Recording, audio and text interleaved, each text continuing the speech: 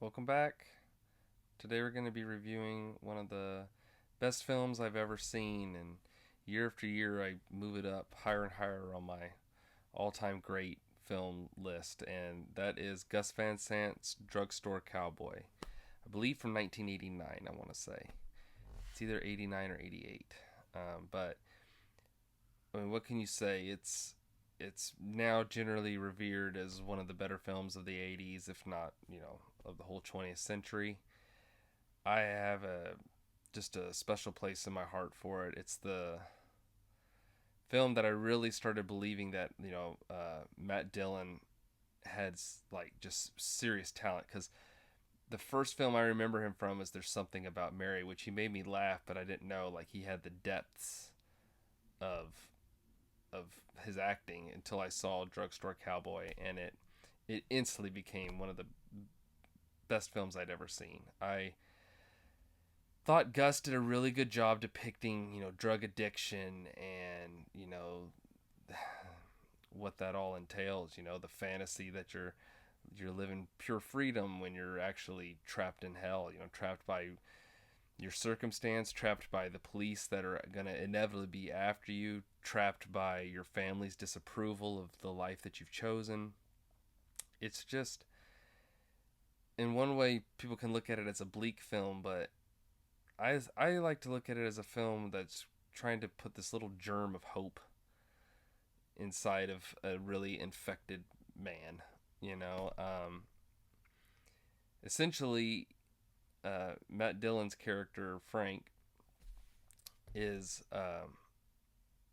got this family that he's thrown together of just fellow drug addicts with him and his wife, and um, Heather Graham, Nadine, she's in there, and I forget the name of the character of the other guy, but there's another dude. It's basically four of them, and they do pharmacy heists and sell the drugs they find to keep their lifestyle going.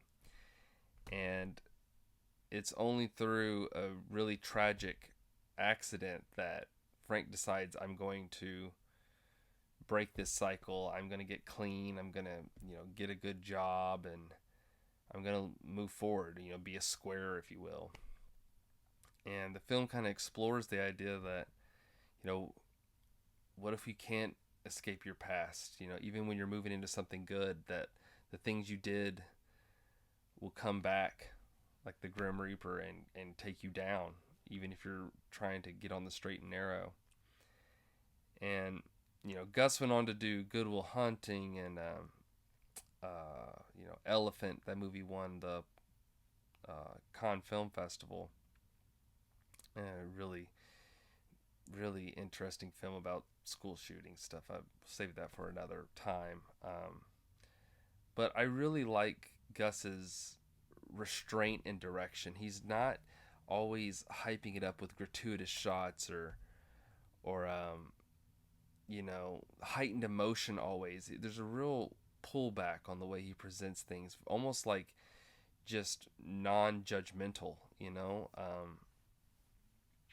Uh, he's gone on to have a great career, and I like a lot of his movies. But I mean, I still haven't. This is to me the pinnacle of his career, and it's only his second film, I think. And it's just crazy to think that if he never would have made another movie, he would have made one of my favorite films of all time. And sometimes it seems like directors get better as they go. Sometimes they get their work gets more bloated, in my opinion. Christopher Nolan, as they get more money, as they get more influence, it's like they get away from how they started, which was so freaking good. And I can't say that Gus has had that same career trajectory that a lot of other directors have. I know he's gone through some personal issues with his own substance abuse and stuff, but and maybe that's why this film spoke so true to that. I just I really admire this movie. It's one that I continually recommend to people. No one's ever been disappointed.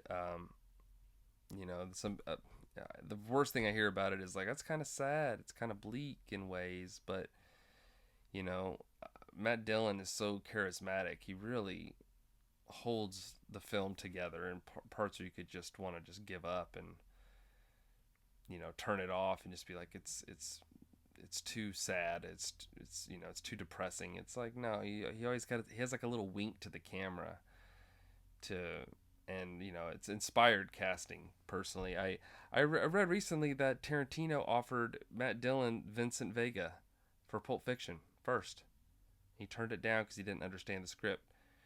Bet you really freaking regrets that. What a different movie that would have been with Matt Dillon instead of John Travolta. But I'm glad Matt did this film because he secured his legacy, in my opinion, with this film as well. And it's got Kelly Lynch in it, who is of Roadhouse fame. And she's retired from acting, so I think that this is her best film. So it's a lot of people's like best work. The only one you could debate. Heather Graham was in Boogie Nights, and funny story about that, which that's a great film too. It's kind of like, I don't know which one I would pick. Boogie Nights is so the antithesis of this film. It's extravagant and over the top, and all these iconic lines and iconic scenes, and this one's just way more of a slow burn, and I like that about it. But funny story with Heather Graham, and this is true. When I was living in New Orleans, I got a call from my friends late at night, like 1 a.m. in the morning, and they were like, oh my God, Heather Graham has just walked into the bar at Lucy's. I remember it was Lucy's. And when I tell you, I bolted up out of my bed like the Crypt Keeper and threw on some clothes, and I ran down there, and they're all on the phone with me going, Roller Girl's here, Roller Girl, because that's what they knew her from Boogie Nights. But I was coming in there to talk about this movie, talk about her playing Nadine, and her innocence in this movie is just, it's so well done that when the tragedy befalls the family, it's really impactful what happens with her.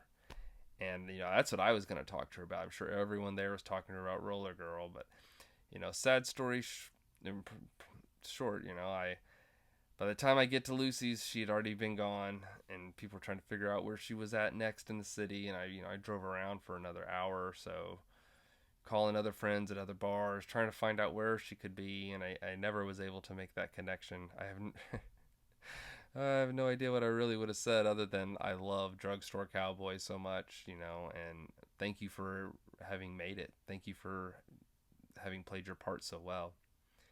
And I could say that to Kelly Lynch if I saw her. I could say that to Matt Dillon if I saw him. God, I wish I could remember the other guy who's in this. I wonder if he's listed on the back. Yeah, James LaGrosse. He was in Living in Oblivion.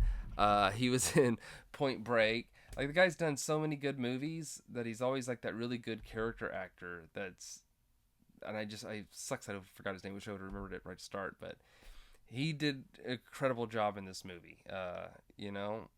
It's just one of my all-time great films that I like to recommend to people who want to see a film about a struggling character that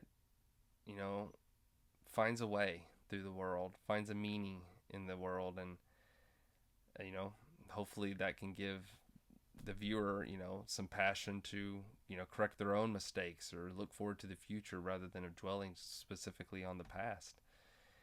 And so I wanted to talk about it. I wanted to highlight just this one and say, if you have never seen Drugstore Cowboy, I couldn't recommend it enough.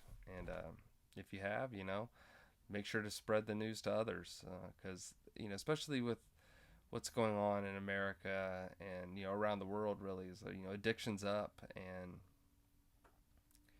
people are really struggling. And I think that this is a movie that can maybe give a little bit of light to you if you're really only seeing darkness. So that's my review on Drugstore Cowboy. See it today, see it tomorrow, see it whenever you can, because it really holds up. All right, thanks.